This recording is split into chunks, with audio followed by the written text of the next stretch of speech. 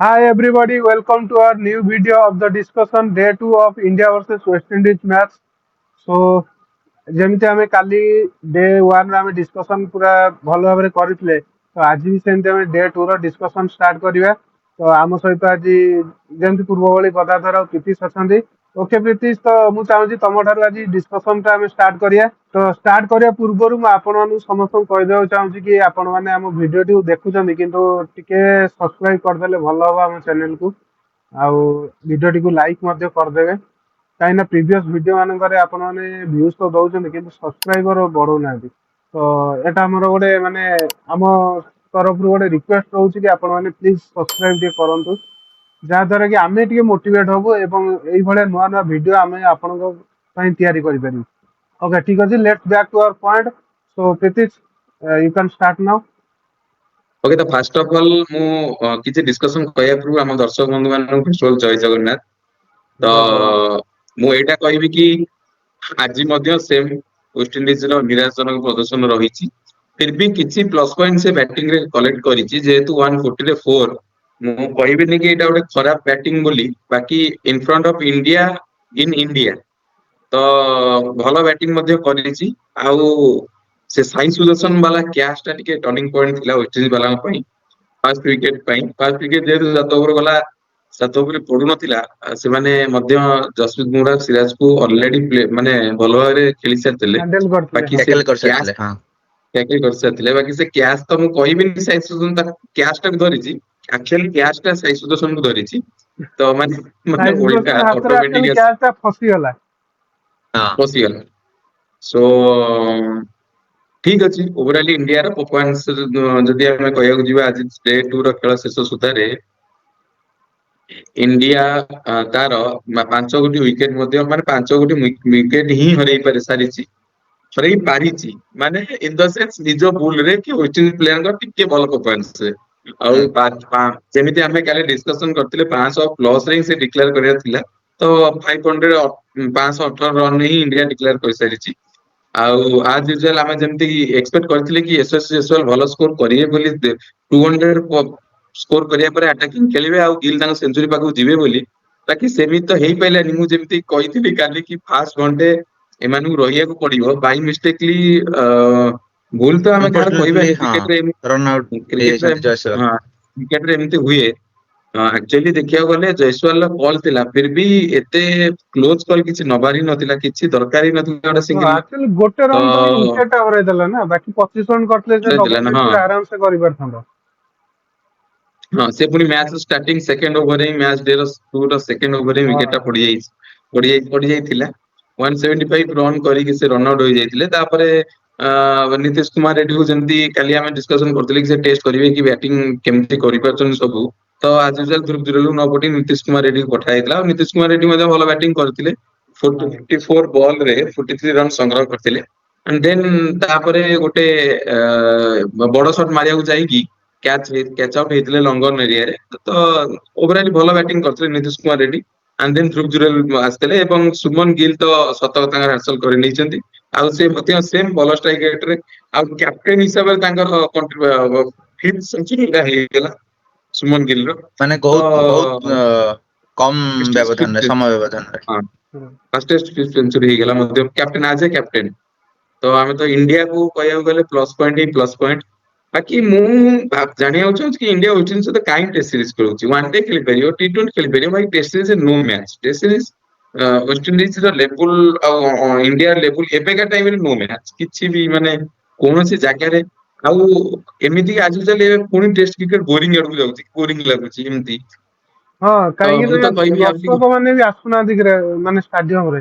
ଆଜି ଅବଶ୍ୟ ଟିକେ ଅବଭିୟସଲି ହାଲକା କିଛି ଫୁଲକା ଲାଗୁଥିଲା ଯେ ଦର୍ଶକ ଅଛନ୍ତି, କିନ୍ତୁ ଯେମିତି ବିରାଟ କୋହଲିର ଲାଷ୍ଟ ମ୍ୟାଚ ମାନେ ରଣଜୀ ମ୍ୟାଚ ଯେମିତି ଏଇ ଗ୍ରାଉଣ୍ଡ ରେ ହେଇଥିଲା, ଆଉ ଏଇ ଗ୍ରାଉଣ୍ଡ ପୁରା ପୁରା ଖଚାଖଚ ଭରା ହେଇକି ଥିଲା, ସେଭଳିଆ ତ ଦର୍ଶକ ନଥିଲେ ଆଜି ଟୋଟାଲି।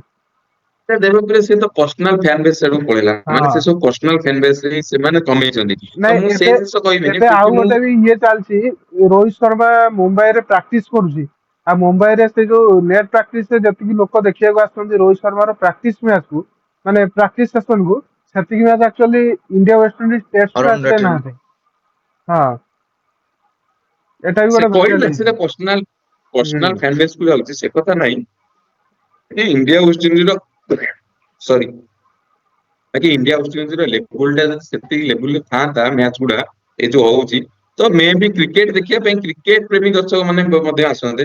ଫ୍ୟାନ ହଁ ବେସ୍ ତ ପରର କଥା ଅବଭିୟସଲି ବିରାଟ କୋହଲି ବିଶ୍ୱ ଫ୍ୟାନ କମିବେ। ବାକି ଠିକ ଅଛି।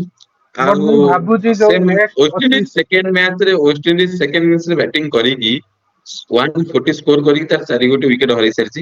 ଆଉ ସେଥିମଧ୍ୟରୁ ସର୍ ରବୀନ୍ଦ୍ର ଜାଡେଜାଙ୍କର 3ଟି ୱିକେଟ ତିନୋଟି ଏବଂ ୱିକେଟ ନେଇଯାଇଛନ୍ତି କୁଲଦୀପ କୁଲଦୀପ ୟାଦବଙ୍କର 1 ୱିକେଟ। ତ ଆଜି ତ ଏବେ ତ ମୁଁ ଭାବୁଛି କି ଯୋଉ ପର୍ଯ୍ୟନ୍ତ ରବୀନ୍ଦ୍ର ଜାଡେଜା ଟେଷ୍ଟ ରେ ଅଛି କି ଖେଳୁଛନ୍ତି ସେ ପର୍ଯ୍ୟନ୍ତ ମତେ ଲାଗୁଛି ନମ୍ବର 1 ଅଲରାଉଣ୍ଡର ଟ୍ୟାଗ ତାଙ୍କ ଉପରୁ ଖସିବ ନାହିଁ। ନାଇଁ। ଆଉ ସେ ନମ୍ବର 1 ଅଲରାଉଣ୍ଡର ହିଁ ରହିକି ରିଟାୟାର୍ଡ କରିବେ ମେ ବି। ହଁ ମାନେ ଟଚଉଡ୍ କି ସେୟା ହିଁ ହଉ ବାକି ମତେ ତ ଲାଗୁଛି ସେମ ହିଁ ହବ। ବାକି ଆଜେ ମାନେ ମୁଁ ତ କହିବି ଜାଡେଜାକୁ ଆଜେ ଅଲରାଉଣ୍ଡର ଇଣ୍ଡିଆ ଟିମ୍ କେବେ ବି ବେଶୀ କ୍ରେଡିଟ ଦେଇନି ଆଜି ପର୍ଯ୍ୟନ୍ତ 10 ବର୍ଷ ହେଲାଣି ସବୁ କ୍ରେଡିଟ ବାହାରେ ହେଇଯାଉଛି ଉପରେ ପଳଉଛି। ବାକି ମୁଁ ତ କହୁଛି ଟେଷ୍ଟ ମ୍ୟାଚ୍ ର ଗୋଟେ କି ପ୍ଲେୟାର ହଉଛି ରବୀନ୍ଦ୍ର ଜାଡେଜା। Ravindra Jadeja no doubt. ମାନେ ରବୀନ୍ଦ୍ର ଜାଡେଜା ଅଛି ସହିତ ଆକ୍ଚୁଆଲି ଟେଷ୍ଟ ମ୍ୟାଚ୍ ଯଦି ଆମେ କହିବାକୁ ଯିବା ରବୀନ୍ଦ୍ର ଜାଡେଜା ସହିତ ରବିଚନ୍ଦ୍ରନ ଅଶ୍ୱିନଙ୍କୁ ବି କ୍ରେଡିଟ ଦବାକୁ ପଡିବ। କାହିଁକିନା ରବିଚନ୍ଦ୍ରନ ହଁ ଅଶ୍ୱିନ ରବୀନ୍ଦ୍ର ଠିକ ନା ଜାଡେଜାର ନା ଯୋଉ ପ୍ରୀତିଶ ଆକ୍ଚୁଆଲି କଣ୍ଟ୍ରିବ୍ୟୁସନ ଟା ଦେବପ୍ରିୟ ହଁ ଦେବପ୍ରିୟ ପ୍ରୀତିଶ ଆକ୍ଚୁଆଲି କହିବାକୁ ଚାହୁଁଛନ୍ତି ଯେ ଦେଖ ଯେତେବେଳେ ଅଲରାଉଣ୍ଡର ଅପସନ ଆସେ ମାନେ ହଁ, ମୁଁ ସେ ରବିଚନ୍ଦ୍ର ଅଲରାଉଣ୍ଡିଂ ଅଶ୍ୱିନ ପରଫରମାନ୍ସ ହଁ ଆଉ ଜାଡେଜା ନାଁ ଆସେ ବଟ୍ ଓଭର ହାଇପ୍ ହେଇଯାଏ କଣ ଅଶ୍ୱିନ ନାଁ ଟା। ହଁ ଜାଡେଜା ନାଁ ଟା ହୁଁ କେତେବେଳେ ବି ମାନେ ଗୋଟେ ଆସେନି ଗୋଟେ ଫ୍ରଣ୍ଟ ଲାଇନ ରେ। ହଁ ବାକି ନୋ ଡାଉଟ ସେ ଯୋଉ ରବିଚନ୍ଦ୍ର ଅଶ୍ୱିନର ରବୀନ୍ଦ୍ର ଯଦି ଆମେ ଅଶ୍ୱିନ ରେକର୍ଡ ଲେଜେଣ୍ଡ। ଦେଖିବାକୁ ଯିବା ହଁ ରବିଚନ୍ଦ୍ର ଅଶ୍ୱିନ ରେକର୍ଡ ଦେଖିବାକୁ ଯିବା ସେ ଇଣ୍ଡିଆରେ ବହୁତ ଭଲ ନୋ ଡାଉଟ। ବାକି ଜାଡେଜାର ବୋଥ ସେନା ଆଉ ଇଏରେ ବି ବହୁତ ସାରା ରେକର୍ଡ ବହୁତ ଭଲ। ଆଉ ଜାଡେଜା ପ୍ଲସ୍ ଜାଡେଜା ତାଙ୍କ ବ୍ୟାଟିଂ ଯେବେଠୁ ଷ୍ଟ୍ରଙ୍ଗ କରି ନେଇଛନ୍ତି ତ ମତେ ତ ଲାଗୁଛି ଟେଷ୍ଟରେ ସେ ଗୋଟା ମାନେ ଆସେଟ ହିସାବରେ ଇଣ୍ଡିଆ ୟୁଜ୍ କରୁଛି ତାଙ୍କୁ ଆଜ ଏ ବୋଲର ମଧ୍ୟ ଆଜ ଏ ବ୍ୟାଟ୍ସମ୍ୟାନ ମଧ୍ୟ। ତ ଏବେକା ଟାଇମରେ ତ ରବୀନ୍ଦ୍ର ଜାଡେଜାର ଭୂମିକା ଟା ପ୍ରପରଲି ଜଣା ପଡୁଛି ଏବେ ସମସ୍ତେ ବି ଜାଣିପାରୁଛନ୍ତି। ବ୍ୟାଟିଂରେ ସ୍କୋର ମାନେ ବହୁତ ସ୍କୋର କରିବା ମାନେ ଏମିତି ନୁହଁ କି 10 ରନ୍ 20 ରନ୍ ଏମିତି 100 ସ୍କୋର କରିବା। 50 ମାନେ ପ୍ଲସ୍ ଗୋଟେ କଣ୍ଟିନ୍ୟୁସ୍ ସ୍କୋର ଇମ୍ପାକ୍ଟ ସେ କରିବା ଦଉଛି ବଲ୍ ଟିମ ରେ ତା ହଁ ଅଲରାଉଣ୍ଡ 100 ପରଫରମାନ୍ସ ପ୍ଲସ୍ ରେ। 100 ପ୍ଲସ୍ ବଲ୍ ଖେଳିବା ହିଁ ଖେଳିବା ସେ ଠିକ ଅଛି। ଠିକ ଏଇଟା ଅଛି ଥିଲା ଆଜି ଦେବପ୍ରିୟ ଡେ ଟୁ ର ପ୍ରୀତିଶ ମୁଁ ଗୋଟେ ଜିନିଷ କହିବାକୁ ଚାହୁଁଛି ଆମେ ବ୍ୟାକ୍ କରିବା ସୁମନ ଗିଲଙ୍କ ପରଫରମାନ୍ସ ଉପରେ। ସୁମନ ଆଜିର ଗିଲଙ୍କ ପରଫରମାନ୍ସ ହାଇଲାଇଟେଡ ଉପରେ ପରଫରମାନ୍ସ। ମୁଁ ହଁ ହାଇଲାଇଟେଡ ପରଫରମାନ୍ସ ଯୋଉଟା ଆମର ଅଛି ସୁମନ ଗିଲଙ୍କ ଶତକ। ତ ସୁମନ ଗିଲ୍ ଠିକ ଅଛି ତାଙ୍କ କ୍ୟାରିୟର ଠିକ ଠାକ ଆରମ୍ଭ କରିଥିଲେ ଟେଷ୍ଟ କ୍ରିକେଟ ରେ। କିନ୍ତୁ ଯେତେବେଳେ ତାଙ୍କୁ 3 ନମ୍ବର ପୋଜିସନ ଦିଆଯାଇଥିଲା ତ 3 ନମ୍ବରରେ ସେ ଟିକେ ଭଲ ପ୍ରଦର୍ଶନ କରିପାରିନଥିଲେ। ଯେତେବେଳେ ପୁଣି ବ୍ୟାକ୍ କରିଗଲେ ବା କ୍ୟାପ୍ଟେନ ହେଇଗଲେ ପୁଣି ଯେତେବେଳେ 4 ନମ୍ବରକୁ ପଳେଇ ଆସିଲେ ତ ପୂର୍ବରୁ ଆମର ଯୋଉ ଇଂଲଣ୍ଡ ସିରିଜ ସେ ଭଲ ପ୍ରଦର୍ଶନ କରିଚାଲିଛନ୍ତି। ଆଉ ଗୋଟେ ଜିନିଷ ହଉଛି ମୁଁ କ୍ୟାପ୍ଟେନ୍ସି ଉପରେ ସୁମନ ଗିଲଙ୍କର ଯୋଉ ଓଡିଆଇ ହଉ ଏବେ ବର୍ତ୍ତମାନ ଓଡିଆକୁ ମାନେ ଓଡିଆରେ କ୍ୟାପ୍ଟେନ ହେଲେ। ପ୍ଲସ ଟେଷ୍ଟ ରୁ ପୂର୍ବ ସିରିଜ ରୁ କ୍ୟାପ୍ଟେନ ହେଇ ଆସିଛନ୍ତି। ତ ଦେଖ ଗୋଟେ କ୍ୟାପ୍ଟେନ୍ସି ଭୂମିକାରେ ମାନେ ଗୋଟେ ୟଙ୍ଗ ଷ୍ଟାର ଆସିବା ବହୁତ କଷ୍ଟ। ଆଉ ଟିମକୁ ଚଳେଇବା ବହୁତ କଷ୍ଟ। କାରଣ ଆମେ ପୂର୍ବରୁ ମହେନ୍ଦ୍ର ସିଂହ ଧୋନି ଯେତେବେଳେ କ୍ୟାପ୍ଟେନ ଥିଲେ ତାପରେ ବିରାଟ କୋହଲି କ୍ୟାପ୍ଟେନ ହେଲେ ଆଉ ମହେନ୍ଦ୍ର ସିଂହ ଧୋନି ମଧ୍ୟ ବିରାଟ କୋହଲିଙ୍କୁ ସେଇ ହିସାବରେ ଗ୍ରୋ କରିଛନ୍ତି ମାନେ ୟେସ୍ ଏମିତି ୟେସ୍। ନୁହେଁ କି ହଠାତ୍ ଜଣେ ନୂଆ ଫେସେସ୍ ଆସିଗଲା ବିରାଟ କୋହଲି କାରଣ ସେ ଅଲରେଡି ଅଣ୍ଡର 19 ରୁ କ୍ୟାପ୍ଟେନ ଥିଲେ ଅଣ୍ଡର 19 ଠିକ ଅଛି। କିନ୍ତୁ ଇଣ୍ଟରନ୍ୟାସନାଲ ମ୍ୟାଚେସ୍ ଖେଳିବାର ତାଙ୍କର ଗୋଟେ ଅଭିଜ୍ଞତା ଥିଲା ଆଉ ସେ ଅଲରେଡି ମାନେ 2-3 ବର୍ଷ ହେଲାଣି ଭାଇସ୍ କ୍ୟାପ୍ଟେନ କରି ଆସୁଥିଲେ। ତ ତାଙ୍କ ମଧ୍ୟରେ ଗୋଟେ ମାନେ କ୍ୟାପ୍ଟେନ୍ସି ର ଗୋଟେ ମାନେ ରୋଲ ଆସି ଯାଇଥିଲା ବା ଗୋଟେ ଜଜବା ଆସି ଯାଇଥିଲା। ସେମିତି ଫିର ଆମେ ଯଦି ଦେଖିବାକୁ ଆସିବା ରୋହିତ ଶର୍ମାଙ୍କୁ ଯେତେବେଳେ ସେ ହ୍ୟାଣ୍ଡ ଓଭର କଲା ବିରାଟ କୋହଲି କ୍ୟାପ୍ଟେନ୍ସି ବା ବିସିସିଆଇ ଯେତେବେଳେ ରୋହିତ ଶର୍ମାଙ୍କୁ ଚୁଜ କଲେ ତ ସେତେବେଳେ କଣ ହେଲା ନା ଅଲରେଡି ରୋହିତ ଶର୍ମା 5ଟି ଆଇପିଏଲ ଟ୍ରଫି ଜିତି ଯାଇଥିଲେ। ଆଉ ତାଙ୍କ ଭିତରେ ବି ସେଇ ଜଜବା ଆସି ଯାଇଥିଲା ଆଉ ଆଉ ମେନ୍ ଥିଙ୍ଗ ଆମେ ହେଲା ଆମେ ଯେତେବେଳେ ଆଉ ଗୋଟେ ବିରାଟ ଜିନିଷ କୋହଲି ହଉଛି କଣ କ୍ୟାପ୍ଟେନ୍ସି ଥିଲା ଗୋଟେ ଜିନିଷ ହଁ ଗୋଟେ ଜିନିଷ ଆମେ ରୋହିତ ଶର୍ମା କୁ ଆମେ ଏଇଥିପାଇଁ କନସିଡର କଲେ ନା କାରଣ ବିରାଟ କୋହଲି ନୋ ଡାଉଟ ଭଲ କ୍ୟାପ୍ଟେନ୍ସି କରୁଥିଲେ କିନ୍ତୁ ଆମ ପାଖକୁ ଟ୍ରଫି ଆସୁନଥିଲା। ତ ସେଥିପାଇଁ ବିସିସିଆଇ ଚାହିଁଲା ଯେ ଆମେ ରୋହିତ ଶର୍ମାକୁ କ୍ୟାପ୍ଟେନ କରିବା। ବଟ ସୁମନ ଗିଲ୍ କ୍ଷେତ୍ରରେ କଣ ହେଲା ସେ ଜଣେ ୟଙ୍ଗ ଟ୍ୟାଲେଣ୍ଟ ଅଛନ୍ତି। ଆଉ ସେଇ ଭିତରେ ଆମେ ମାନେ ଗୋଟେ ବଡ ଦାୟିତ୍ବ ଦେବା ଆଜ ଏ ୟଙ୍ଗ ଟ୍ୟାଲେଣ୍ଟ ଆଉ ଗୋଟେ ମେନ୍ ଜିନିଷ ହଉଛି କଣ ଦେଖ ଏଇ ଯୋଉ ଅକ୍ଟୋବର ମାସରେ ଆମର ଟେଷ୍ଟ ବି ଷ୍ଟାର୍ଟ ହେଇଛି। ଆଗକୁ ଓଡିଆଇ ଷ୍ଟାର୍ଟ ହବାକୁ ଯାଉଛି ଅକ୍ଟୋବର 29ରେ T20 ବି ଷ୍ଟାର୍ଟ ହେବାକୁ ଯାଉଛି। ତ ଆମେ ଯୋଉ ଡିସକସନ କରୁଥିଲେ କି ଆମ ରୋହିତ ଶର୍ମାଙ୍କୁ ହ୍ୱାଇଟ ବଲ ରୁ କ୍ୟାପ୍ଟେନ୍ସିରୁ ବାହାର କରିଦେଲେ ନା କଣ ପାଇଁ ବାହାର କରିଦେଲେ ଜଣେ ଯଦି ଗୌତମ ଗମ୍ଭୀର ଆଜ ଏ କୋଚ୍ ଟେଷ୍ଟ ଜଣଙ୍କ କ୍ୟାପ୍ଟେନ୍ସି ମାନେ ଜଣକୁ ଗାଇଡ କରିବା पुणी ओडीआई रे रोहित शर्मा को कैप्टेनसी जन को गाइड करवा पुणी T20 रे सूर्य कुमार को नहीं कि जने माने टीम को गाइड करवा सेटा गोटे डिफिकल्ट टास्क हो ना नहीं ନାଇଁ तम ସେଇଟା मत रे ସେଇଟା ତ ଅଲଗା କଥା ଟିମ୍ କୁ ଗାଇଡ କରିବେ ନୁହଁ ସେଇଟା କ୍ୟାପ୍ଟେନ୍ସି ର ଚଏସ୍ ପାଇଁ ତ ଅଲଗା ମାନେ ମାନେ କ୍ୟାପ୍ଟେନସିପ ର ସମସ୍ତଙ୍କର ନିହାତି ଗୋଟେ ଗୋଟେ ଡିଜାଇନ ଥାଏ କି ମଡେଲ ଥାଏ yes yes ତ ସେଇଟାରେ କ୍ୟାପ୍ଟେନସିପ T20 ର ଫର୍ମାଟ ସୂର୍ଯ୍ୟ କୁମାର ଯାଦବ ତାର କି ପ୍ଲେୟାର କେତେ ସେ କଲେକ୍ଟ କରିବ ନିହାତି କି ତାର ଫେଭରେଟ ପ୍ଲେୟାର ଥିବେ କି ବହୁତ ସାରା ତାର ଚେଞ୍ଜେସ କରିବାକୁ ଚାହିଁବ ୱାନ ଡେ ରେ ସେମ ଟେଷ୍ଟ ରେ ସେମ କ୍ୟାପ୍ଟେନ ନ ଚେଞ୍ଜ ହୁଅନ୍ତୁ ବୋଲି ସେଇଥିପାଇଁ ହିଁ ମାନେ ସେ ଡିସିସନ ଟା ନିଆଯାଇଛି ଶୁଭମନ ଗିଲ୍ ଓଭରଅଲ ଠିକ ଅଛି ଇଏ ଗଦାଧର ମୁଁ ତ କହୁଛି ସୁମନ ଗିଲ୍ ବେଶୀ ଦିନ ନୁହଁ କି ସୁମନ ଗିଲ୍ ଅଲ ମାନେ ତିନିଟା ଫର୍ମାଟ ର କ୍ୟାପ୍ଟେନସିପ ସୁମନ ଗିଲ୍ ହବାକୁ ହିଁ ଯାଉଛନ୍ତି हाँ ଆଗକୁ सेटा नो ଆଉ डाउट ଏଇଟା सेटा ମାନେ ଭଲ ऑलरेडी हमें प्रेडिक्शन समझ कर सारछंती ଆଉ ଏଇଟା ଭଲ ଚଏସ୍ ମଧ୍ୟ ରହିବ ନା ଆଜି କ୍ୟାପ୍ଟେନ ଯଦି ଜଣେ ତିନିଟା ଫର୍ମାଟ ଇଣ୍ଡିଆନ କ୍ୟାପ୍ଟେନ କରୁଛି ଆଉ ପ୍ଲସ ତିନିଟା ଫର୍ମାଟ ଖେଳୁଛି ମଧ୍ୟ ଯେମିତି ଆଗରୁ ହଉଥିଲା MS ଧୋନି ସବୁ ଫର୍ମାଟ ଖେଳୁଥିଲା ବିରାଟ କୋହଲି ସବୁ ଫର୍ମାଟ ଖେଳୁଥିଲା ସମସ୍ତେ କଣ୍ଟିନ୍ୟୁସଲି ସବୁ ଫର୍ମାଟ ଖେଳୁଥିଲେ ତ ଏଇଟା ଭଲ ଚଏସ୍ ମଧ୍ୟ ରହିବ ନୋ ଡାଉଟ ମୁଁ କିଛି କ୍ୟାପ୍ଟେନସିପ ଇଏରୁ ନବାକୁ ବି ଚାହୁଁନି ଯାହା ବି କଣ୍ଟ୍ରୋଭର୍ସିଆଲ ହେଲା ଯାହା ବି କ୍ରିଏଟ ହେଲା ସରିଲା ବାସ୍ ମୁଁ ଏତିକି କହିବାକୁ ଚାହୁଁଛି ସୁମନ ଗିଲ୍ ଏବେ କ୍ୟାପ୍ଟେନସିପ ରେ ତାର ଗୁଡ ଟାଇମ ଚାଲିଛି ବାକି ସମସ୍ତଙ୍କର ବ୍ୟାଡ ଟାଇମ ଆସେ ନିହାତି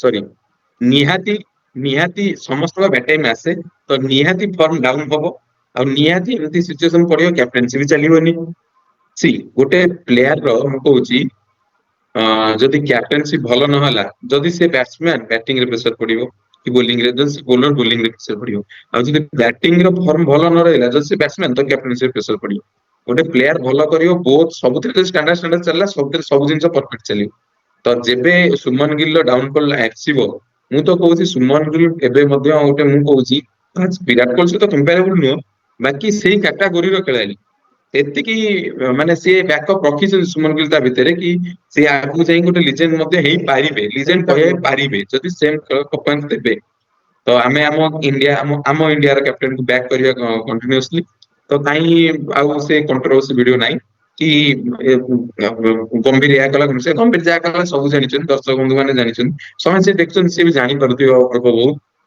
ସ୍କିପିଂ ଆଜି ପାଇଁ ଭିଡିଓଟା ଏଇଠି ରଖିବା West Indies second tour day two ର ଡିସ୍କସନ ରେ ଡେ ଥ୍ରୀ ରେ ତାପରେ ଅପଡେଟ ଆଣି ଆମେ ଦବା ଡେ ଥ୍ରୀ ରେ ମତେ ଲାଗୁଛି ଫିଙ୍ଗର କ୍ରସ୍ଡ କି ଏଥର ଡେ 4 କୁ ଯିବ ଗେମ୍ ମତେ ଯେତେ ଫିଲ୍ ହଉଛି ମୁଁ ସେଇ ଯଦି କଥା ମତେ ତ ମିରାକଲ କହିଥାନ୍ତି ଯଦି ମୁଁ ପ୍ରେଡିକ୍ସନ ଆକ୍ଚୁଆଲି ଜଣେଇଥାନ୍ତି ପ୍ରୀତିଙ୍କ କଥା ଗୋଟେ କଥା କହିବାକୁ ଚାହୁଁଛି ଯେ ଯଦି କାଲି ଇଣ୍ଡିଆ ସେମାନଙ୍କୁ ଫଲୋ ଅନ୍ ଦେଇ ଦଉଛି ତ ମେ ବି କାଲି ଏଣ୍ଡ ସୁଦ୍ଧା ଖେଳ ସରିଯିବ କାଲି ଡେ ଏଣ୍ଡ ସୁଦ୍ଧା ସେ କହିଲି ନା ସେମ କହିଲି ନା କି ଯଦି କାଲି କିଛି ଇଣ୍ଡିଆ ମିରାକିଲ କରିଦବ ମିରାକିଲ ଇନ ଦ ସେନ୍ସ ଗୋଟେ ଦିନରେ 16ଟା ୱିକେଟ ପକେଇବା ଗୋଟେ ମିରାକିଲ ପକେଇଦବ ହଁ हाँ नो डाउट ମାନେ ଦଶଟା ପ୍ଲସ 6ଟା ତ ସେମିତି କିଛି ମିରାକିଲ ଯଦି ହେଇଗଲା ଆଉ ୱେଷ୍ଟଇଣ୍ଡିଜ ଯଦି ଫ୍ଲପ୍ କରିଗଲା ତ କରିଗଲା ନାହିଁ ତ ଡେ 4 କୁ ଖେଳ ଯିବ ଫାଇନାଲ ଡେ ହଁ 4 ଇନ ଦ ସେନ୍ସ ଡେ 5 କି ଯିବା ଦରକାର କହିଲେ ଯେହେତୁ ଇଣ୍ଡିଆ ବ୍ୟାଟିଂ କରିବ ତ ସେ କିଛି ତ ସ୍କୋର କରିବ ଏମିତି ନୁହଁ କି ହଁ ନାଇଁ ଏଇଟା ଇଣ୍ଟରେଷ୍ଟିଂ ହେଇଯିବ ୱେଷ୍ଟଇଣ୍ଡିଜ ଏଇଟା ଇଣ୍ଟରେଷ୍ଟେଡ ହେଇଯିବ କି ଯଦି ଇଣ୍ଡିଆ ବ୍ୟାଟିଂ କି ଆସିବ ସେ ଆଟାକିଂ କ୍ରିକେଟ ଫାଇନାଲ ଖେଳିବ ହଁ ଆଉ ମତେ ଲାଗୁନି କି ଡେ 4 ପାଇଁ ସେ ଡିଫେନ୍ସିଭ ଏତେ ଖେଳିବ କିଛି ଓଭର ପାଇଁ ଡିଫେନ୍ସ କରିପାରେ ବାକି ଆଟାକିଂ କ୍ରିକେଟ ଖେଳିବ ସିଓର ଠିକ ଅଛି ଆମେ ୱେଟ୍ କରିବା ଡେ 3 ପାଇଁ ତ ଦେବପ୍ରିୟ ଏଥି ସହିତ ଆମ ଭିଡିଓ ଏଣ୍ଡ କରିଦିଅ ତ କାହିଁ ଲମ୍ବା ଭିଡିଓ ସବୁଥିରେ କରିବା ଭଲ ନୁହଁ ଆମ ଅଡିଏନ୍ସ ମାନଙ୍କର ବି ଇଚ୍ଛା ଆମେ ସର୍ଟ ଭିଡିଓ କରୁ ଡିସ୍କସନ କରୁ ଯୋଉ ଟପିକ ଆସିବ ସେମିତି ଡିସ୍କସନ କରିବା ପାଇଁ ତ ଆମେ ବାଧ୍ୟ ସେଠି ଲମ୍ବା ଭିଡିଓ କରିବା ପାଇଁ କି ଡିସ୍କସ କରିବା ପାଇଁ ସେ ଜାଗାରେ କିଛି ଅଟକେଇ କରିକି ହବନି ତ ଠିକ ଅଛି ଆଜିର ଭିଡିଓଟାକୁ ଏଥି ସହିତ ଆମେ ଦେବପ୍ରିୟ ମୁଁ ଭାବୁଛି ଏତିକି ସହିତ ମତ ଆମର ଯେତିକି ମତ ଦବା କଥା ତ ଅଲରେଡି ଦେଇ ସାରିଲେଣି ଯାହାବି ଡିସ୍କସନ କରିବା କଥା କରିସାରିଲେଣି ଯାହାବି ଆନାଲିସିସ କରିବା ଯାହାବି ଡେ 2 ରେ ଘଟିଛି ଆମେ ସମ୍ପୂର୍ଣ୍ଣ ରୂପେ କହିସାରିଲେଣି ୟେସ୍ ୟେସ୍ ମେନ୍ ପଏଣ୍ଟ କି ପଏଣ୍ଟ ଗୁଡା ତ ଏବେ ଭିଡିଓଟାକୁ ମୁଁ ଭାବୁଛି ଏତିକିରେ ବନ୍ଦ କରିବା ବୋଲି ମାନେ ରଖିବା ଆମ ଦର୍ଶକ ବନ୍ଧୁ ମାନଙ୍କ ଠାରୁ ନବା ବିଦାୟ ବୋଲି ବିଦାୟ ନବା ଓକେ ପ୍ରୀତିଶ ତ ଏଥି ସହିତ ଆମେ ଭିଡିଓଟିକୁ ଏଇଠି ସମାପ୍ତ କରିବା କିନ୍ତୁ ତା ପୂର୍ବରୁ ଅଲରେଡି ମୁଁ ଯେମିତି ଭିଡିଓର ଷ୍ଟାର୍ଟିଂ ରେ କହିଥିଲି କି ଆପଣ ମାନଙ୍କୁ ଯଦି ଆମ ଭିଡିଓଟି ଭଲ ଲାଗୁଛି ତ ଭିଡିଓଟିକୁ ଲାଇକ୍ କରନ୍ତୁ ଆଉ ଚ୍ୟାନେଲଟିକୁ ନିଶ୍ଚିତ ଭାବରେ ସବସ୍କ୍ରାଇବ କରନ୍ତୁ ଆଉ ଆପଣମାନଙ୍କ ମତାମତ କମେଣ୍ଟରେ ଜଣେଇବା ନିହାତି ଦରକାର କାହିଁକି ନା ଆମକୁ ଗୋଟେ ଗୋଟେ ଲାଇକ୍ ଗୋଟେ ଗୋଟେ ସବସ୍କ୍ରାଇବ ଆମକୁ ବହୁତ ମୋଟିଭେଟ କରିବ ତ ଠିକ ଅଛି ଆମେ ଏଥି ସହିତ ବିଦାୟ ନେଉଛୁ ରହିଲୁ ଜୟ ଜଗନ୍ନାଥ जय जगन्नाथ